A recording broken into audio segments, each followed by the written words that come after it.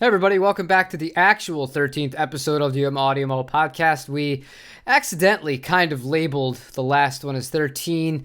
It was really number 12. So I'm back tonight. Dave, after a week of hiatus, how are you doing? Good. A little tired, but good. We spent the day shooting out on the beach in December in Massachusetts because we're idiots. It was very cold. It was very windy. But luckily it went pretty fast. So, but otherwise, no worse for wear. It's funny because every time we ask it, it's so redundant. I ask you and you're, pretty good, I'm tired. And you ask me, I'm pretty good, I'm tired. It's always the same shit. It is. I had an update this time at least, like I told you why I was tired, not just we got kids, Yeah, I totally can see standing outside on a beach in the weather where you're at right now. With a guitar filming a video. That sucks. That's not fun. I don't even want to be outside when it's like 55. I don't know. I'm spoiled or rotten, but I'm South American. So, anyways, let's speak on the topic of American things. I read, in all of the glory of the gear page, there's some places that you can find very interesting things that aren't gear specific. And those are kind of the things I've been trying to go towards and the things that Dave and I have also been trying to go towards. We want to talk more about the music side of things itself, not necessarily the tools that we use in order to create it.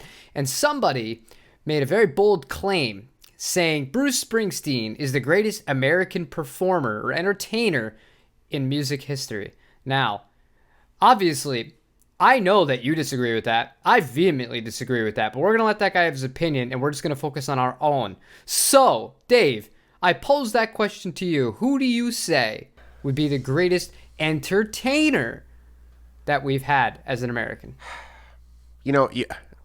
I'm feeling like there's an obvious answer here, and I don't know what it is. I mean, I'm so like, I really feel like it depends on what kind of guitar player you are. And what kind of guitar player you like to listen to. I have heard like so many times that Buckethead is like the best live show anyone's ever seen, and he's a killer guitar player, and he does some crazy shit, and he's American. I wasn't sure with the bucket and the mask, but I googled it. He is American, and I've heard his shows are amazing. But you sounded pretty confident that you had the right answer here.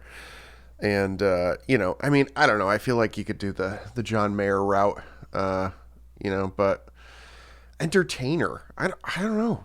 I feel like that's a hard category now. Like, it's not as obvious as it used to be. It's certainly not fucking Springsteen, but I don't know. Give me your answer. Okay, first of all, I'm going to clarify here. I'm not talking about modern. I'm talking about of all time here. So if that helps you kind of formulate maybe a different opinion on it, and I'm not talking about just from guitar. We're talking about just as a musical act. Well then, yeah, you go Michael Jackson, obviously, right? Do you? I don't know. You see those videos where he literally just comes out and he goes like this, and the crowd just fucking loses it for like 30 minutes? Yeah, but before Michael Jackson, there was a little guy called Elvis. And I would absolutely say, and I'm not saying that one is better than the other, but I'm talking in terms of sheer entertainer. I think it has to be Elvis, and I would put Michael Jackson third. I would even put, this is a controversial one, and well, not really. I guess it's only going to be controversial if you're young and you didn't grow up like I did, watching a lot of old kind of Dean Martin and stuff like that. I think Frank Sinatra as an entertainer, dude, number 2, easy. I think you could argue maybe him over Elvis. But for me, as far as like the sheer entertainment, I'm not talking about the overall quality of the songs. I'm not talking about, that kind of thing. I'm talking about just straight up like as an entertainer, those are my 2 that I would say are the best. All right. Well, you got me. I immediately went guitar player because, of course, it's us. And, so I misunderstood. I don't know, man. I feel like you watch those like Michael Jackson shows and he's nothing against Elvis. I just feel like he's doing more work, like he's got those huge shows with like the massive like choreography, and like they got lights, they got all this stuff. And like, Elvis is doing his thing, but he's a product of his time. His shows aren't as involved. I don't know. Agree to disagree. I get your thing, but my ranking might be different.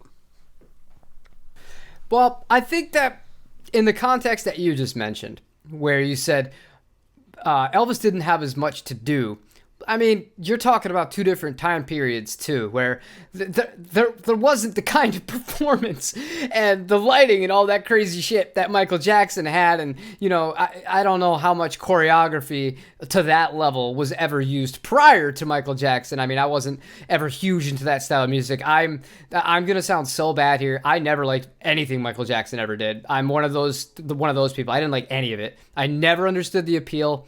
Just, I don't know. Great voice. I like the Jackson 5, but as far as Michael Jackson by himself, I don't know. I could never get into it. That's a controversial opinion. That's pretty crazy. And before we dive into whatever happened to you to cause such a crazy thing, let's bring it back to what I thought the question was, which is who's the most entertaining guitar player. I'm still struggling with that question. I'm trying to think of like they're just, aside from Slash, like how many big guitar personalities do you think could even fit that bill anymore? I remember, I think I talked about him on the podcast before. One of my old guitar teachers who I had, who was like amazing, just ripped. And I remember asking him who, as you do when you're a kid, like who his favorite guitar player was, like he's a child who has a favorite color or something. And he's like, I think the guys from ZZ Top are the best guitar players ever. And I was like, that's a weird answer. And he's like, nah, man, they make people dance with guitar. Like that's, like nobody does that. And that was such an interesting answer because it just comes from, the 14-year-old brain on, was just like, dude, it's like Van Halen or something because he taps and shit, and he was just like, nah, he makes people dance. Like that's way cooler. And so, yeah, I kind of like the idea of like broader entertainer guitar. Who's that for you, you think? Gary Moore. That's very easy because Gary Moore played the style of blues that it would slow down enough in the right times where you'd be like, oh, it's just such like a good blues show, but it wasn't traditional. Like when he rocked, like it was like you were just talking about. You moved. You had to move. It was just awesome. It was a whole experience, and there was just so many crescendos, so many highs and lows. The guy's, in my opinion, the best guitar player to ever live. So on top of the fact that the way he performed, you could really feel it, and not everybody can do that, because think about how many amazing guitar players there are. You watch them play live, or you see them play live, and they don't move. Like, it's terrible as far as the performance aspect. Like, technically it's incredible, but when you're watching them, they're just kind of sat there doing this incredible stuff with no movement, and it's like, that doesn't really do anything for me. I'd rather listen to one of those records with the full production at home than pay my money to see it live. Yeah. It's funny that I think I said Van Halen because I actually think Van Halen strikes the nice middle ground for me in that aspect, especially early Van Halen, where it's like you could tell those guys are out there playing like small shows, trying to like get ramped up and stuff, and they're playing like they're playing to Madison Square Garden. You can feel how excited they are to be there. I think a lot of it has to kind of do with David Lee Roth and doing flying aerial kicks and jumps and shit, but like they look like they're having tons of fun, and he is then shredding on top of it, so Van Halen was a bad first example, ends up being a good second example, but yeah, Gary Moore's a good answer there too. I think I'm not a blues guy, but I get it. I will give one other person a very honorable mention here because I have to do this. Chuck Berry. As an entertainer and a guitar player, if we're going down that avenue, that guy, he pulled no punches. What I loved about Chuck Berry got a kick out of making people uncomfortable.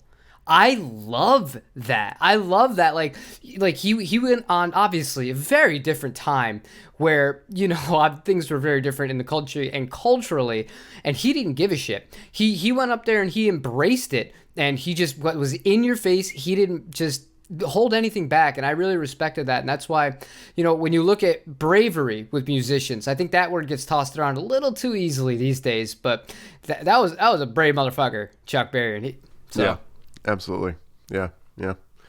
Nice. Well, speaking of live shows, I had kind of an interesting conversation with my cousin-in-law, during some holiday party goings, and we were talking about kind of like bucket list artists to see live that lived up to the hype, because I have a list mile long, and as I'm sure you do, of artists that you saw that did not live up to the hype, and we were kind of I think we were sort of leaning towards some of like the bigger stage shows, right? Because I see a ton of like small bands where you're at intimate shows. It's like you and 100 people and they're right in your face. And even if they suck, there's something about you just like being in this tiny room with them that kind of colors it. But I think, for some of these huge bands, like, I saw Aerosmith when I was a kid, and it just like, I thought it was going to be amazing, and it just kind of sucked. Like, they haven't figured out how to translate this like massive show to all of these people, so we started talking about like, is it possible? Have you seen a band that's really like made it work? And so it took a while to come up with mine, but I'm curious, do you have a bucket list artist that lived up to the hype? Eric Clapton did. I saw Eric Clapton at Madison Square Garden with my father. Oh man, and this son of a bitch. It was his farewell, I'm not going to be playing anymore tour, and I think it was 20 years ago.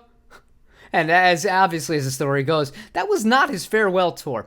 But that being said, I mean, we went together because, it was kind of like a bridging of the generations with the music, because, obviously disparaging age differences between the two of us. And I always liked Clapton. I was never like the biggest fan, but as far as like the huge person, that was one that I was excited to go see, and it was damn good. And what I loved about that was everybody on the stage was awesome. And there's only one other band, and I'm going to mention too, that was a big band that I saw at a big venue where I got the same kind of vibe, where everybody from the backup singers who did nothing but do the backups to the percussionist, not the drummer, when they were involved in the songs too, they were totally into it. And it was just like this awesome energy. The other band that I saw that's a big band that was like that, blew my fucking socks off when I saw them, was Toto. Believe it or not. They were so good. They were so good live. Yeah. Wow. Impressive. Yeah. Yeah. I had to actually go with like a cheating answer for mine. So it wasn't a large show but he does large shows, right? But I saw Chris Cornell in St. Pete when we lived in Florida, maybe, I don't know, it was a lot of years ago now. And it was just him, like obviously Chris Cornell does huge stadiums when he's doing, full stuff, but it was an acoustic gig. So it was just him and an acoustic guitar, and it was probably one of the best shows I've ever seen. And it was one of those ones where it's like the whole crowd just disappears. It's just like you and him, and he's singing songs, and it's just ridiculous. That being said, I think that the big show that I saw Van Halen. Unfortunately, it was Van Hagar. I like Sammy Hagar, but it was before they were touring with Dave again, and they were the only ones that I've seen that have really translated like the massive stage to people well. Like everybody was hyped. We were all, jamming into it and everything, and you could tell, even though they were on the massive stage that you could like barely see, that they were still having a killer time. So that was really cool. But I don't think anybody can beat Chris Cornell. Maybe not in his kind of singer-songwriter thing, like when he does that, because I've also seen him acoustically, and it's like you said. And you know what? I'm going to go for it here. Let's talk about the bands from that era and, who holds up after time. Because one thing that we're both on the same page with Chris Cornell, and I think what makes him special is he has a combination of three things. First of all, he has the actual voice. There is no cheating involved. He never cheated. He's a natural talent. 2, he had a presence that used to mean something. You know what I mean? Like, he really did have a presence, so that once you heard him start, it wasn't one of those things where, like nowadays, where every douchebag has their phone up or they're paying attention, they're not paying attention. No, you shut up and you listen to that guy. And then the third thing, that's the most important thing, the actual content of what he was singing about was phenomenal. So we agree on Chris Cornell, right? Okay, So who else was really big at that time with that whole kind of movement? What do you have? Nirvana. You have Pearl Jam. Who else you got? Yeah. For 90s like stuff? Really big, yeah. I mean, Stone Temple Pilots? Alice in Chains, yeah, probably. Yeah. Yeah, it's tough too, because like that era, like half those guys they died pretty early. So, having a conversation about who held up is immediately kind of narrowed down to, well, who made it long enough to hold up, Well, no, I don't think so, because I'm not talking about like right now. I'm talking about music that they made back then. Like if you go back and listen to it, like I went back and listened to Nevermind for example, about 2 weeks ago, and I don't get it.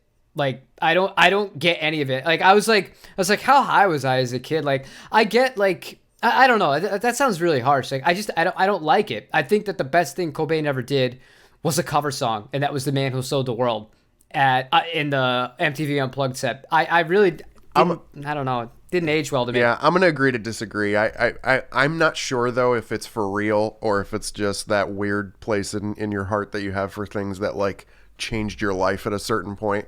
Like, I don't know if I could ever objectively listen to that record, right? Like, I remember, you know, I went through the whole classic rock phase when I first started playing guitar, and it was like all I listened to. And then, you know, as if I had grown up in that same era moving on, like I started listening to 90s stuff, and I was like, oh my God, this guy can play 4 chords, and like it's still somehow the most amazing thing I've ever heard, right? And so, like, I don't know. We also weirdly listened to Nevermind, and then I actually think I went through the whole discography like maybe a month or two ago. And while I will admit that there was some stuff in there that like I thought was really cool when I was a teenager, because it was like, you know, fucking weird and like crazy and dirty, and some of that stuff doesn't hold up. There are some truly great songs in there that you're just like, he just stripped it down to only what was essential. And I think there's something to be learned from that lesson of like, you know, where everything was going really kind of crazy and you know, in your face and flashy. He was just like, I'm going to play 4 power chords and I'm going to sing something that really means something and just get right to the meat of whatever this thing is that I'm doing, you know? No, I'm not saying it from the aspect that I think it's bad. Yeah. I'm saying it from the aspect of when it had been so long since I listened like attentively to that specific album that when I finally sat back and did I kind of wish I didn't, because I had really fond memories of it growing up. You know what I mean? And it's weird when those things shift on you like that. Yeah, I get what you mean. Yeah, it's just tough. And, you know, obviously we all change as people, and it's one of those things. I don't want to say I outgrew it, because, I mean, it is what it is. Like, those are timeless songs, and a lot of them, you know, they have great meaning to them. There's no denying that, and I do love simplicity. You know that.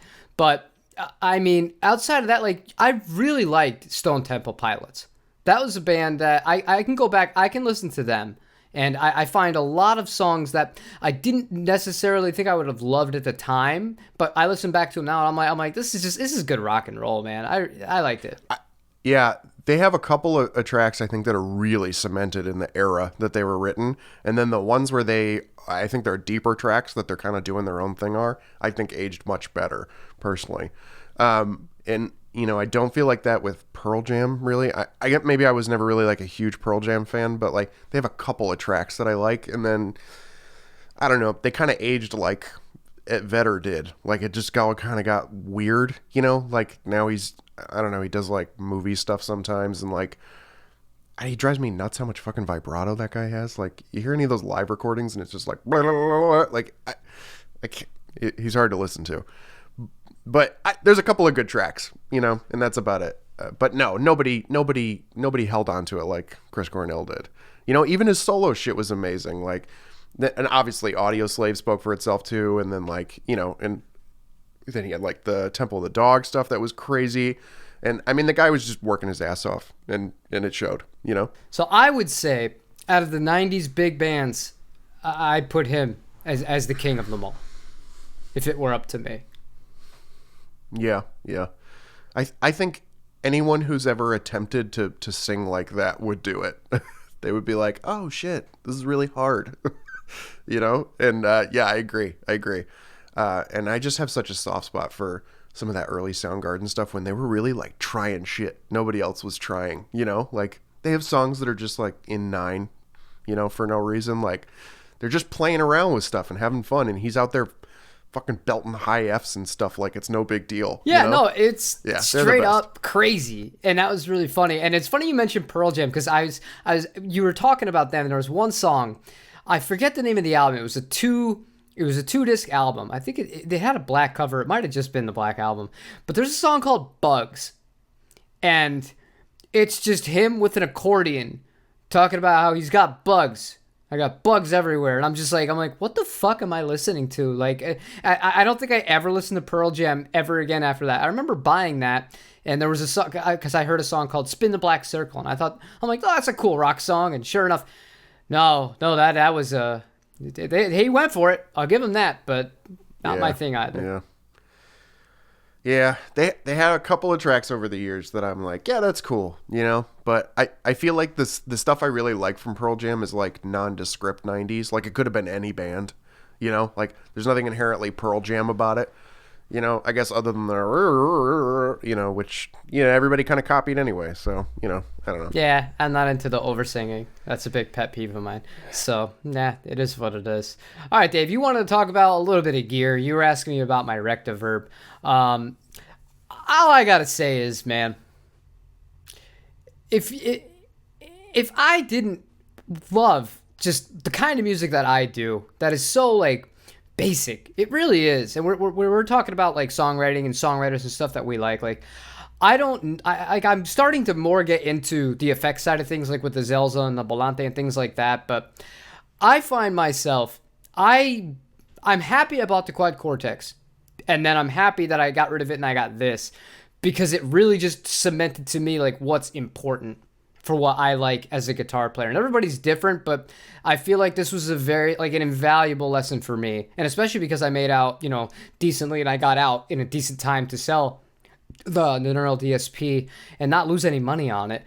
But there is something to be said when an amp can do this very lush and beautiful cleans, like akin to a Fender, and then you flip a switch and all of a sudden it's just a completely different animal. There's not many amps that pull off both really convincingly. So what I want to ask you on this, can you think of an amp like that you've played with that's like extremely versatile? So I would definitely say that I haven't used it a ton, so I'm not going to give the full, you know, Dave check of value here. But from the small amount that I have played around with it, I feel like the Bass Breaker actually does this really well, right? So it's the closest Fender gets to anything kind of heavy, but it has usable distortion, you know, and especially really helped by an overdrive pedal.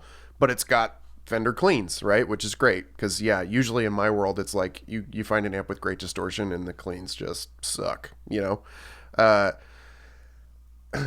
My MT-15 is like close, like it's almost got cleans that work, and with some help, like with some decent pedals, the cleans are fine and they're totally workable, and it's got amazing distortion. But yeah, I mean, the Bass Breaker is the closest I've gotten to it. I will say, you know, every like combo Mesa that I've ever used has totally been exactly what you're describing. You know, I had a buddy who had I think it might have actually been another Rectiverb, but I think it was the bigger one, right? There's a 50-watt model, I believe, right? Yeah. That was the first generation. Yeah, and it sounded great. Had great cleans, had great distortion. You know, for my money, I'm always looking for like a single rec. I just think would be awesome to have in the arsenal. You know, but yeah, man, I mean, it's the dream.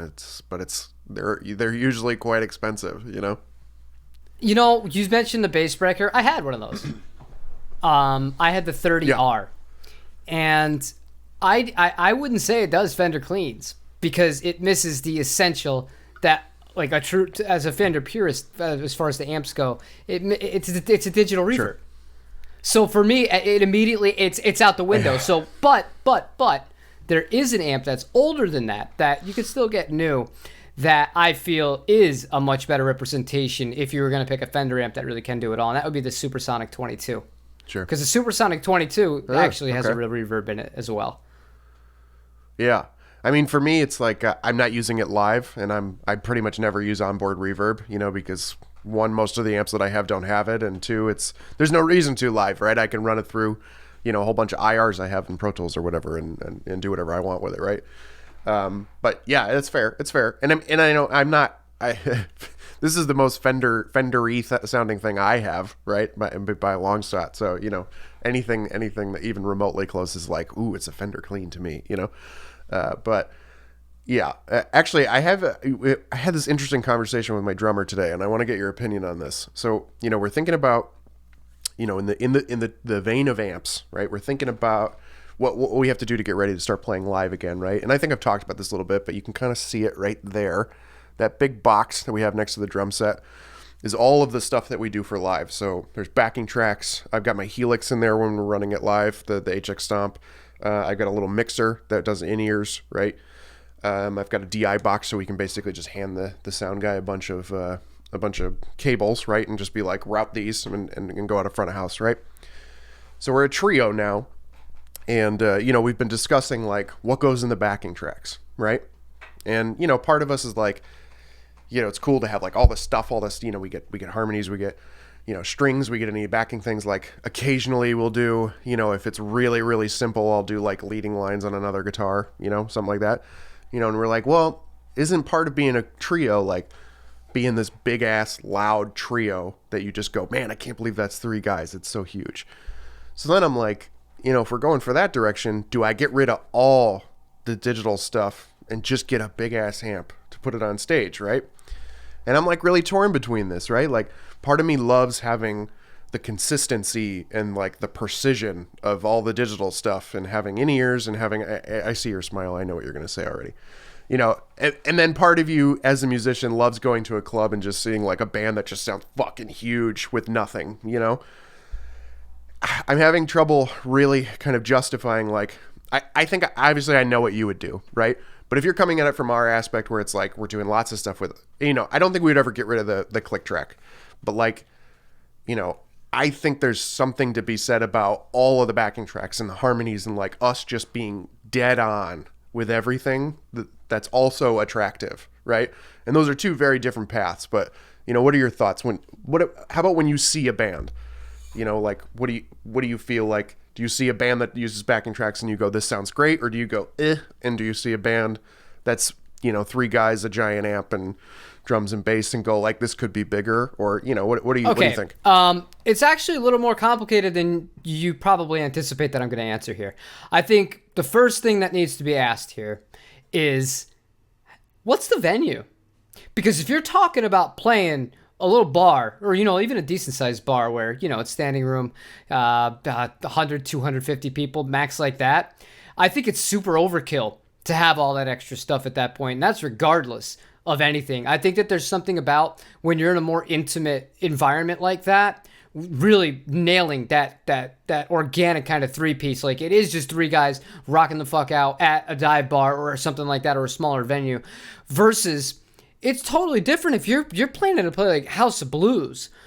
I mean, I would be, especially because of the music that you play, and I'm trying to look at this from your perspective and how you write all of your stuff, and from what I've known over the years, I would be more inclined to kind of keep some of it for venues like that and for bigger shows like that, because there is so many little things, and there is something to be said about knowing that you have that backbone there, knowing that you have the click, you have this behind you, and it's going to fill it out, and it's going to lead to a more consistent show. But the flip side of that token is it becomes almost predictable at that point, not to the audience, but to you, because there's not that moment of spontaneity, because it can't be there. You cannot have that moment where you look at the drummer or you look at the bassist, it doesn't matter who it is, you look at the band, and all of a sudden a song becomes something, or it goes in a place you never thought it was going to go. And that's some of the best performing memories that I have, are those moments. And they would have never been able to have been happened if I was going about it that route. So, I mean, I think to answer your question, I don't judge a band either way.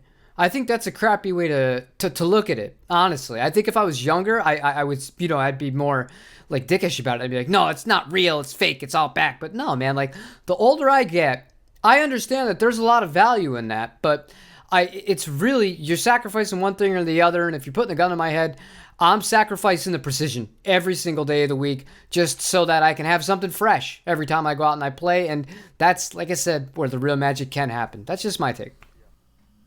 Yeah. I think, you know, it probably encourages me to think more about a hybrid model, you know, where we sort of go like, how can I get it where I need it, and we can have some open space where you know, where it also deserves to happen, right? And maybe that's like, some extended outros or something where it's more free form, you know, where maybe it's just like just a click going, just so he's keeping time with something, and then we can do whatever we want with it, right? We definitely have some places I think where that can happen.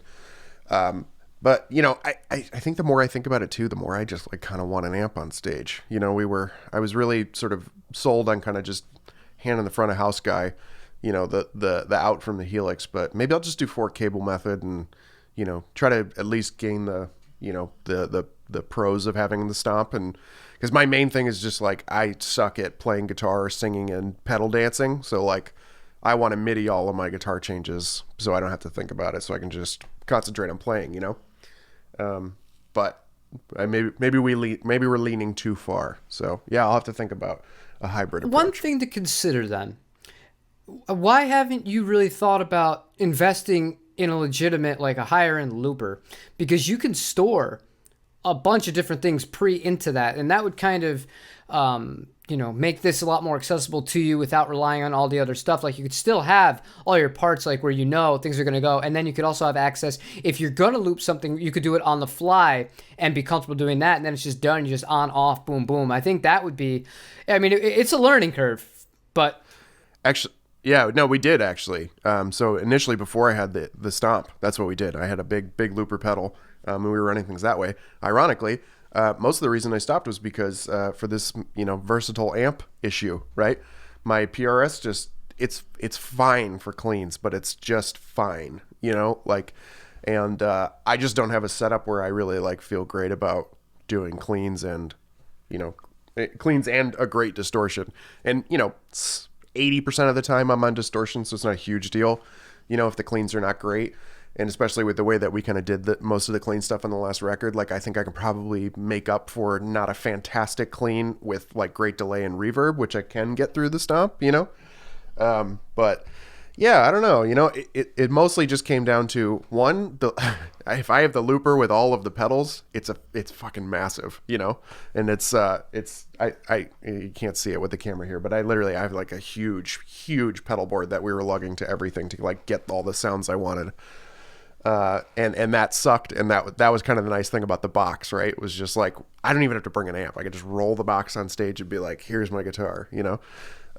And there's something nice about that, just as a traveling band, you know. But anyway, yeah, I'm gonna have to keep mulling on this one. I think there's a middle ground answer that works. I definitely could see the merit of both, but for me personally, I especially in the context of a trio, it just seems wrong. It just seems wrong. Because I watch people like Phil X and the Drills, and I watch Greg Koch and the Greg Koch trio, and even like a more well-known thing, like even when John Mayer had his trio, like, dude, they didn't need anything else. None of those people did, and it was all just so in your face, so amazing. Especially if you've never seen Phil X play live, that should be some shit that you get on your bucket list. That guy is a absolute legend. He's one of the best live acts I've ever seen.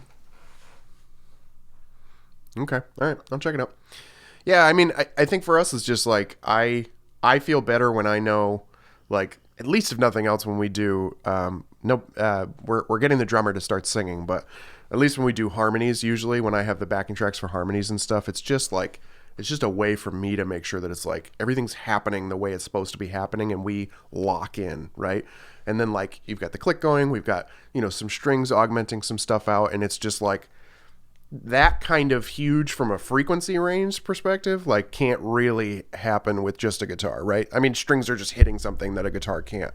So, you know, I think that there's something to be said for that aspect of it, you know, but there's also something to be said for, you know, like we're saying, like just being up there with a big ass amp, you know, drums and bass, and just being huge on your own. So I don't know. The other thing too is like we have this massive light setup that all goes, you know, MIDI too. So like, I don't know, maybe the lights are already pushing it past, you know, where anyone would care, and they'd just be like, yeah, these guys are doing fucking everything, you know? But yeah, it's going to be intense. We got like all these lights. We got gobos doing, you know, spinny guys and flashes and all sorts of shit. Like the breakdowns are just like, you know, you're going to have a seizure. Is it? I don't consider having a seizure amazing, my friend. You know, it depends on the seizure, and, you know, if there's carpet on the floor or whatever, but, you know. Just a little seizure, not a big There's one. a mini seizure, yeah. And it's one where you wake up and you go like, holy shit, it's crazy in here, you know? You know what I find interesting about this conversation is it shows that there's no right way to do any one thing. And taking it even past what you're talking about, we look at writing completely differently. And I don't think that's a bad thing, like I said, but I purposely won't write things if I don't know I can play it live. I won't include extra stuff. Like, as long as like being like a very important part of the song, I won't do it.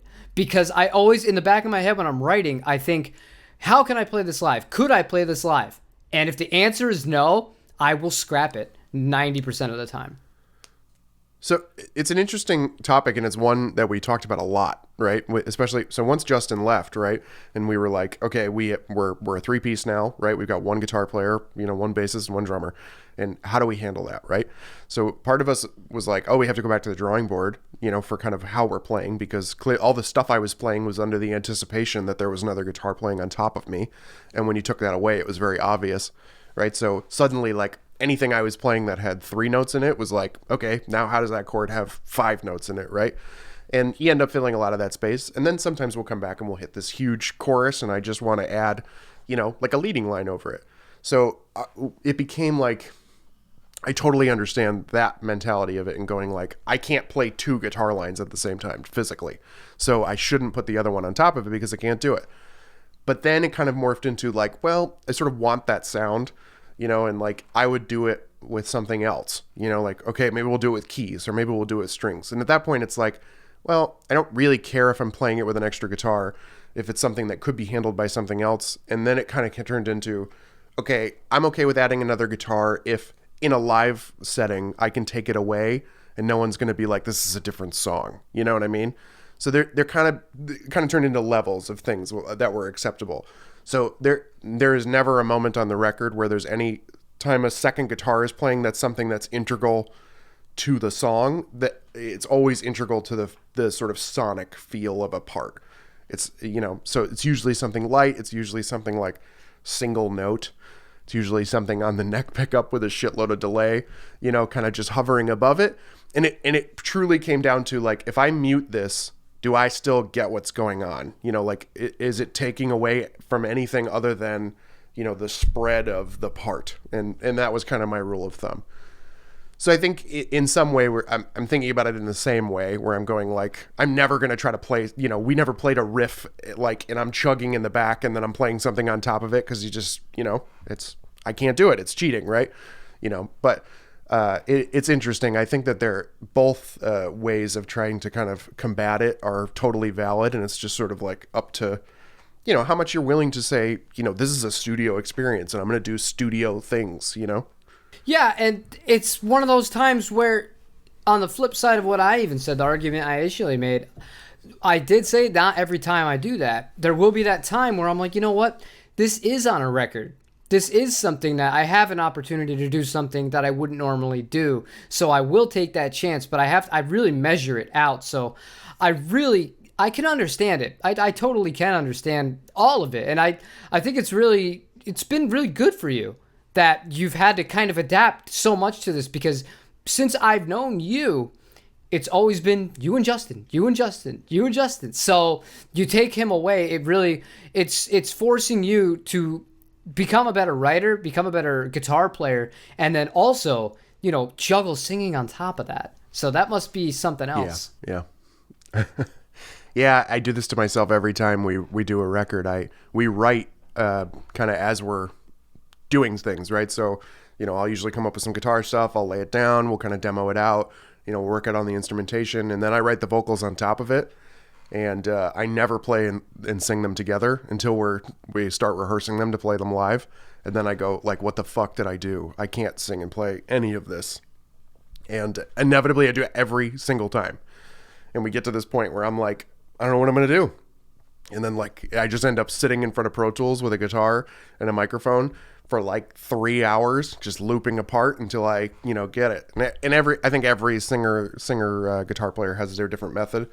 I'm less comfortable on guitar than I am on vocals, so I just memorize the vocal line till I can do it without thinking, so that I can pay attention to the guitar. And most people do it the other way around, but I'm a shitty guitar player, so I do it that way. Yeah, I'm not a great guitar player, but I do it the opposite way. Whenever I have to do backups, I'm always just like, just make sure that, whatever you're doing on the guitars, solid. And then, just all mental energy, just like sing. Just sing. You can hit notes. Just sing.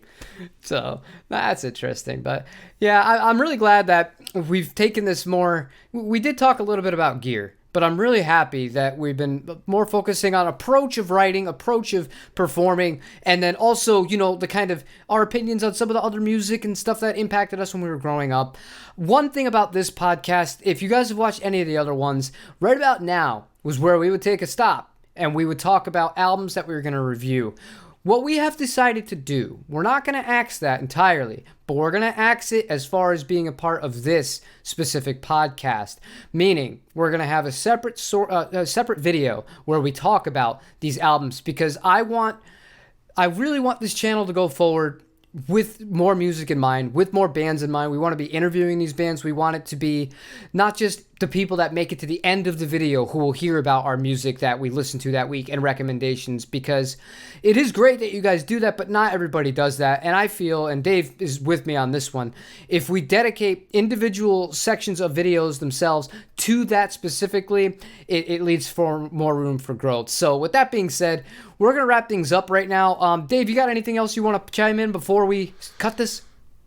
I don't. I know we kind of breezed over the recto verb, but I saw the video. It sounds great. I'm glad you're enjoying the amp. I'm gonna have to keeping my eye open for a Mesa. So I'm glad even on that side, because I'm used to the rectifier side. Even on that side, they're still doing quality stuff. But no, man, it's been a crazy 2 weeks. It's gonna be a crazy another 2 weeks with holidays coming up and everything. And I'm sure we'll sneak in some podcasts here and there. But yeah, I'm looking forward to these new album review podcast. We're gonna have to come up with a title for them or something, but yeah, because for the love of God, let's not name it the Audiomo album reviews. Let's just not do that. We were already so bad with the podcast that you put it out into the ether. No, now shut it has up. To be no, it that, doesn't. No, it doesn't. Believe it or not, I am still in charge. I'm not in charge of many things in my life. Nobody listens to anything I say. So, you know what? I'm going to have the final say on this one. I will think of something. All right. I will think of something. Foot's down. I got it. And if I don't think of it, it doesn't matter. I'll have somebody else think of it. So, but yeah, that's pretty much it. I'll talk to you a little bit more about the amp outside of that, but I'm going to wrap this up. Thank you all for listening and checking this out. As always, tomorrow will be a different video. I think we're going to be going over that Fender Japan Telecaster that I just got. And damn, is it good. So until then, take it easy, you guys.